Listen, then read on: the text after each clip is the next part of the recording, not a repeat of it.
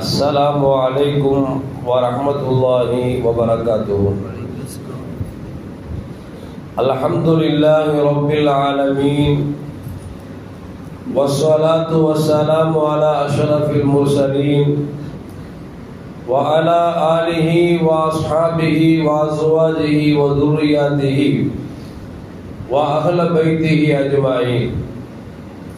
சங்கைக்கும் பெருமதிப்பிற்கும் உரிய பெரியோர்களே, சகோதரர்களே, எல்லாம் வல்ல அல்லாஹ் ஜல்ல ஜலாலுஹு ஷாபான் மாதத்தின் பொருட்டால் நாம் செய்யக்கூடிய எல்லா வணக்கங்களையும் முகஸ்துதியின் இஹ்லாஸான முறையில் இறைவனுக்காக மட்டுமே செய்யப்பட்ட நல்வணக்கங்களில் நம் வணக்கங்களை அல்லாஹ் அங்கீகரித்துக் கொள்வானாக. நாம் செய்யக்கூடிய வியாபாரங்களிலும் தொழில்துறைகளிலும் நஷ்டமில்லாத ஹலாலான முறையில் நிரம்ப லாபத்தை பெற்று லாபகரமான வாழ்க்கையை கொண்டு தம் தேவைகளையும் தேவை உடையவர்களின் தேவைகளையும் நிறைவேற்றக்கூடிய நல்ல பொருளாதாரத்தையும் உள்ள விசாலத்தையும் அல்லாஹ் நம் அனைவர்களுக்கும் வழங்கி அருள்வானாக. கஞ்சத்தனம் என்கிற தீய பண்பை விட்டு அல்லாஹ் நம்மை பாதுகாத்துக் கொள்வானாக. நம்மை இந்த உலகத்தில் வாழ வைக்கும் காலமெல்லாம் நோயினுடைய இன்றி உடல் ஆரோக்கியத்தோடு அல்லாஹ் நம்மை வாழச் செய்வானாக. நாம் இந்த உலகத்தில் வாழ்ந்து வருகிற நேரத்தில் லா இலாஹ இல்லல்லாஹ் முஹம்மதுர் ரசூலுல்லாஹ் என்ற கலிமாவை மொழிந்து ஜன்னத்துல் ஃபிர்தௌஸை கண்ணால் கண்டு அகமகிழ்ந்து சிரித்தவனமாக வர்ணிக்கக்கூடிய நல்வாக்கியம் பெற்ற மக்களில் அல்லாஹ் நம்மை ஆக்கி அருள்வானாக. நாளை மறுமையிலே கண்படி முஹம்மது ரசூலுல்லாஹி ஸல்லல்லாஹு அலைஹி வஸல்லம் அவர்களின் திருக்கரங்களால் ஹவுதுல் கௌசர் என்கிற தடாகத்தின் நீர்வருகி அன்னாரின் ஷஃபாத்தை பெற்று அன்னாரின் கரம் பிடித்து ஜன்னத்துல் ஃபிர்தௌஸ் என்ற உயர்ந்த சொர்க்கத்தில் அல்லாஹ் நம்மை அவர்களோடு சங்கமிக்க செய்வானாக. எல்லாவற்றுக்கும் மேலாக இறை அன்பை பெற்று இறைவனை பார்த்து பரவசம் அடையக்கூடிய லிகாவையும் ரிலாவையும் பெற்ற மக்களில் அல்லாஹ் நம்மை ஆக்கி அருள்வானாக. அருமையான மூமின்களே, பாக்கியம் நிறைந்த மாதத்தில் எந்த பாக்கியம் நிறைந்த மாதம்? கண்மணி முஹம்மது ரசூலுல்லாஹி ஸல்லல்லாஹு அலைஹி வஸல்லம் சொன்னார்களே, ரஜபிலும் ஷாபானிலும் பரக்கத்து செய்கின்ற அல்லாஹ்விடத்தில் இறங்கினார்களே, அப்படிப்பட்ட பரக்கத்துக்குரிய ஷாபான் மாதத்தில் நாம் அமர்ந்திருக்கிறோம். இன்னும் ஒரு நாள், நாளை இரவு இன்ஷா அல்லாஹ் ஷபே பராத் என்று சொல்லக்கூடிய ஷாபானுடைய 15வது தினத்தை நாம் எதிர்நோக்கி கொண்டிருக்கிறோம். ஷாபானுடைய 15வது நாள் என்பது லைலத்துல் பராஆ, நரகத்தை விட்டு விடுதலை பெறக்கூடிய ஒரு இரவு என்று பெருமானார் ஸல்லல்லாஹு அலைஹி வஸல்லம் சொன்னார்கள். அந்த இரவுக்கு பல பெயர்கள் உண்டு. அந்த பல பெயர்களும் மனிதனுக்கு எதுவெல்லாம் தேவையோ அதுவெல்லாம் உள்ளடக்கக்கூடிய ஒரு பெயர் உண்டாக்கி இருக்கிறது. அது மட்டுமல்ல, இந்த 15ஆம் நாளில் தான் கிபிலா மாற்றப்பட்ட நாளும் அந்த நிஸ்ஃபு ஷாபான் என்று சொல்லக்கூடிய லைலத்துல் பராஆ இரவில் தான் மாற்றப்பட்டது. கண்மணி முஹம்மது ரசூலுல்லாஹி ஸல்லல்லாஹு அலைஹி வஸல்லம் அவர்கள் மக்காவிலிருந்து மதீனாவுக்கு வந்த பிறகு கிட்டத்தட்ட 1 ஆண்டுகள் 10 மாதங்கள் அவர்கள் மேற்கு திசையை அல்லாமல் அதற்கு எதிர் திசையாக இருக்கக்கூடிய கிழக்கு திசையை கிபிலாவாக கொண்டிருந்த அந்த நேரத்தில் நபிகள் நாயகம் ஸல்லல்லாஹு அலைஹி வஸல்லம் முகம் அவ்வப்பொழுது வானத்தை எதிர்பார்த்து கொண்டே இருந்தது. எப்பொழுது அல்லாஹ் ஜல்ல ஜலாலுஹு கிபிலாவை மேற்கு பக்கமாக நமக்கு திருப்புவான் என்று சொல்லி அல்லாஹ்விடத்திலே வேட்கையும் ஆசையும் இருந்ததன் காரணமாக அல்லாஹ் சொன்னான், யா ரசூலல்லாஹ், நீங்கள் விரும்பியது போன்று மேற்கு திசையை நீங்கள் கிபிலாவாக ஆக்கிக் கொள்ளுங்கள் என்று அல்லாஹ் ஜல்ல ஜலாலுஹு அந்த கிபிலாவை மாற்றிய நாள் லைலத்துல் பராஆ என்று சொல்லக்கூடிய நாமெல்லாம் எதிர்நோக்கி கொண்டிருக்கக்கூடிய நிஸ்ஃபு ஷாபானுடைய நாள் என்பதை நாம் மறந்துவிடக் கூடாது. அது மட்டுமல்ல, எப்படி மனிதர்களுக்கு ஈதுல் ஃபித்ர், ஈதுல் அத்ஹா என்று சொல்லக்கூடிய 2 பெருநாட்கள் நமக்கு கடமையாக்கப்பட்டிருக்கிறதோ, கொண்டாடுவதற்கு மார்க்கம் அனுமதித்திருக்கிறதோ, அதுபோன்று மலக்குமார்களின் பெருநாள் அந்த நிஸ்ஃபு ஷாபான் என்று சொல்லக்கூடிய லைலத்துல் பராவுடைய இரவு என்பதை நாம் விளங்கிக் கொள்ள வேண்டும்.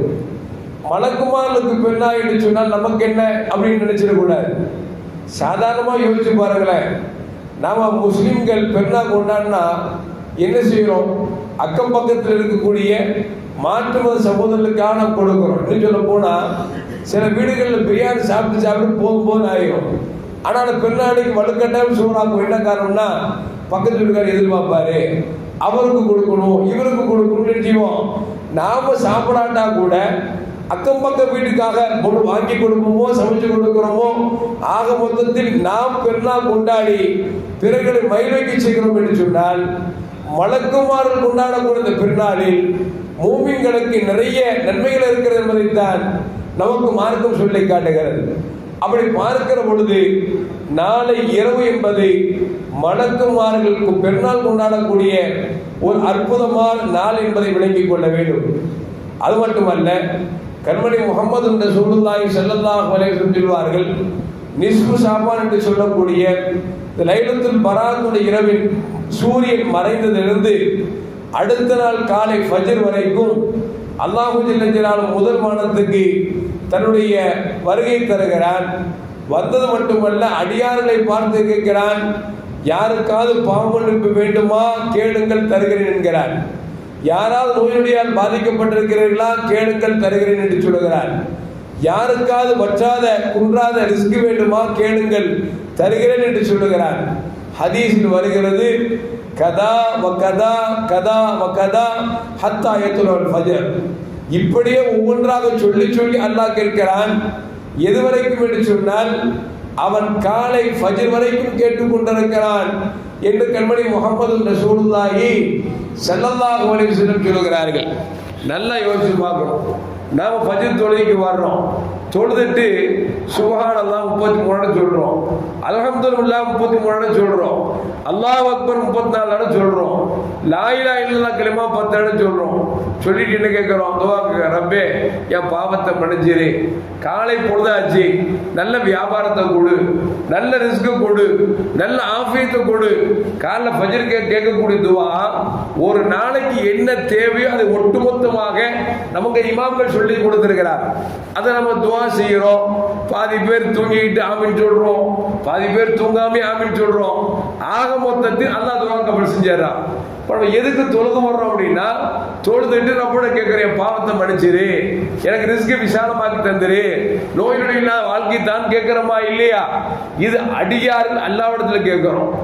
ஆனா சில இரவுகளில், அதிலும் குறிப்பாக லைலத்துல் பராவுடைய இரவில அல்லாஹ்வே முதல் வானத்திற்கு வந்து, அடியார்களே உங்கள் பாவத்தை மன்னிப்பு வேணுமா கேளுங்க தர்றேன் அப்படின்னு சொல்றான்னா, அந்த நாள் சாதாரண நாளா இருக்க முடியுமா? கொஞ்சம் யோசிச்சு பாருங்க. அதாவது நாம முதலமைச்சர்கிட்ட கோரிக்கை வைக்கிறதுக்கும் முதலமைச்சர் உங்களுக்கு ஏதாவது தேவையாப்பா கேளுங்கன்னு கேட்கறதுக்கும் வித்தியாசம் இருக்கா இல்லையா? நாம கேட்டா கபூலும் ஆகலாம், கபூல் ஆகாமையும் போயிடலாம். ஆனா ரப்பு கேட்கிறான், பாவத்தை மன்னிக்கணுமா கேளுங்கன்னு கேட்கிறான்னு வச்சுங்களேன். அப்ப கேட்கும் பொழுது அல்லாஹ் நிச்சயம் பாவத்தை மன்னிப்பான். ரிஸ்க் கேட்கும் பொழுது தருவான். நோயினுடைய போகணும்னு கேட்டா அல்லாஹ் ஆரோக்கியம் தருவான். அப்படிங்கிறல எந்த மாற்று கருத்தும் அல்ல. இன்னும் சொல்ல போனால் நபிகள் நாயகம் ஸல்லல்லாஹு சொல்லுவாங்க, இந்த பராத்துடைய இரவுல கலபு என்கிற ஒரு கோத்திரம் இருக்கு. ஆடு வளர்க்கறதுல அவங்களுக்கு நிகர் அவர்களை தவிர வேறு யாரும் இல்லை. அவங்க ஆடு இருக்குத, அந்த ஆடு ரோமங்கள்லாம் நிறைந்த ஆடு. அந்த ஆட்டின் ரோமங்கள் அளவிற்கு அல்லாஹ் செய்யறான், பாவத்தை மன்னிக்கிறான். 2 பேரை தவிர, ஒன்று முஷ்ரிக், இரண்டாவது ஜோசியம் பார்ப்பவன் என்று பெருமானார் ஸல்லல்லாஹு சொல்றாங்க. இன்னொரு ஹதீஸ்ல பல்வேறு ஹதீஸ் வருகிறது, அந்த இரத்த பந்தங்களை துண்டித்து வாழ்பவனுடைய துவாவும் அங்கீகரிக்கப்படாது என்று சொல்லி நபிகள் நாயகம் ஸல்லல்லாஹு சொல்றாங்க. ஆக மொத்தத்தில் மனிதர்கள் ஒருவர் ஒருவரை இன்முகத்தோடு பழக வேண்டும், வாழுகிற காலத்தில் சந்தோஷமாக இருக்க வேண்டும். அப்படி இருப்பவர்களுக்கு அல்லாஹ் லைலத்துல் பரா என்கிற அந்த இரவில் நம்முடைய பாவங்களை எல்லாம் மன்னிக்கிறார் என்று நபிகள் நாயகம் ஸல்லல்லாஹு அலைஹி வஸல்லம். அது மட்டுமல்ல அருமையான மோமின்களே, 5 நேர இரவுகளில் கேட்கக்கூடிய துவாக்கள் இறைவன் இல்லை என்று சொல்வதில்லை. ஒன்று ரஜப மாதத்தின் முதல் இரவில் கேட்கக்கூடிய துவாக்கள், இரண்டாவது நிஸ்ஃபு ஷாபான் என்று சொல்லக்கூடிய லைலத்துல் பராவில் கேட்கக்கூடிய துவாக்கள், லைலத்துல் கத்ர் இரவில் கேட்கக்கூடிய துஆக்கள், அதுபோன்று ஈதுல் ஃபித்ர் பெருநாள், ஈதுல் அல்ஹா பெருநாள், 2 பெருநாட்கள் இரவில் கேட்கக்கூடிய துஆக்களை இறைவன் இல்லை என்று சொல்வதில்லை. எனவே அந்த இரவுகளை பயன்படுத்திக் கொள்ளுங்கள் என்று சொல்லி மேன்மக்கள் நமக்கு சொல்லி காட்டுகிறார்கள். அந்த அடிப்படையில் பார்க்கிற பொழுது இன்னைக்கு இன்ஷா அல்லாஹ் திங்கட்கிழமை, நாளைக்கு செவ்வாய்க்கிழமை நம்முடைய பள்ளிவாசலில் மக்ரிபு தொழுகைக்கு பிறகு 3 யாசின் ஓதப்படும். என்ன காரணம்? அல்லாஹ் கேட்டால் பாவத்தை மன்னிக்கணுமா அப்படின்னு கேட்கிறான். இப்போ சும்மா கேட்கறதை விட ஒரு யாசின் ஓதி, ரசூலுல்லாஹ் சொல்வாங்க, யாசின் என்பது குர்ஆனின் இதயம் என்று சொல்வார்கள். யார் அல்லாஹ்வின் பொருத்தத்தை நாடி யாசீனை ஓதுகிறார்களோ அவர்கள் தேவைகள் பூர்த்தி செய்யப்படுகிறது என்று நபிகள் நாயகம் ஸல்லல்லாஹு அலைஹி சொல்றாங்க. அதனால பாவத்தை மன்னிப்பு கேட்பதற்காக ஒரு யாசீன் ஓதப்படும். இரண்டாவது, ரிஸ்க் விசாலமாவதற்காக ஒரு யாசீன் ஓதப்படும். மூன்றாவது, நம்ம நோய் நொடி இல்லாத ஆரோக்கியமான வாழ்க்கையை கேட்டு 3வது யாசீன் ஓதப்படும். இதுக்கு மேல யாசீன் ஓதலாமானா தாராளமா. ஏன்னா ஹதீஸ்ல வருது, கதா வக்கதா இப்படியே கேட்டுக்கொண்டிருக்கிறான் ஃபஜ்ர் வரைக்கும். நீங்க ஃபஜ்ர் வரைக்கும் யாசீனே ஓதிட்டு இருந்தாலும் பிரச்சனை இல்லை. ஆக மொத்தத்தில் தமிழகத்தை பொறுத்த வரைக்கும், ஏன் குறிப்பாக இந்தியாவை பொறுத்த வரைக்கும் எல்லா பள்ளிவாசல்களிலும் மக்ரிபுக்கு பிறகு 3 யாசீன் ஓதி துஆ செய்யப்படும். அந்த அடிப்படையில் நம்முடைய பள்ளிவாசலிலும் 3 யாசீன் ஓதப்படும். அதே நேரத்தில் அந்த நாளில் இஷாவுடைய வக்து 9 மணிக்கு வைக்கப்பட்டிருக்கிறது. 9 மணி இஷா தொலைக்கு பிறகு சிறப்பு பயான், திக்ர் மஜ்லிஸ், இஸ்திக்ஃபார், அதுபோன்ற பிற வணக்கங்கள், கடைசியாக கபரை ஜியாரத் செய்யக்கூடிய கண்மணி முஹம்மது ரசூலுல்லாஹி ஸல்லல்லாஹு அவர்கள் அந்த இரவில் என்னென்ன நல்ல காரியங்களை செய்தார்களோ அனைத்து காரியங்களும் செய்யப்படும் என்பதை மனதில் வைத்துக் கொள்ள வேண்டும். நாம லீவ் இல்லாத நாளாச்ச எப்படி முடிக்க போறோம் வைக்க போறோம் நினைக்க கூடாது. ஏன்னா நமக்கு இந்த வருடத்திலிருந்து அடுத்த வருஷம் வரைக்கும் என்ன கிடைக்கும் அப்படிங்கிறத தீர்மானிக்கக்கூடிய நாள் என்பதால் நாம் அதை எல்லாம் மனதில் வைத்துக் கொண்டு இது போன்ற நன்னாட்களை நாம் பயன்படுத்துகிற பொழுதுதான் அல்லாஹ் ஜல்ல ஜலாலுஹு வாழ்க்கையில் நமக்கு விமோசனத்தை தருவான் என்பதை மனதில் வைத்துக் கொள்ள வேண்டும். எல்லாம் வல்ல அல்லாஹ் ஜல்ல ஜலாலுஹு எந்த தொய்வுமின்றி சிறந்த நாட்களை பயன்படுத்தக்கூடிய சிறப்புக்குரிய மனிதர்களாக அல்லாஹ் நம்மை ஆக்கி அருள்வானாக. அஸ்ஸலாமு அலைக்கும் வரஹ்மத்துல்லாஹி வபரகாத்துஹு. ஆவலா முஹம்மத் ஸல்லல்லாஹு அலா முஹம்மத் ஸல்லல்லாஹு அலைஹி வஸல்லம் ஸல்லல்லாஹு அலா முஹம்மத் யா ரப்பி ஸல்லி அலைஹி வஸல்லிம்.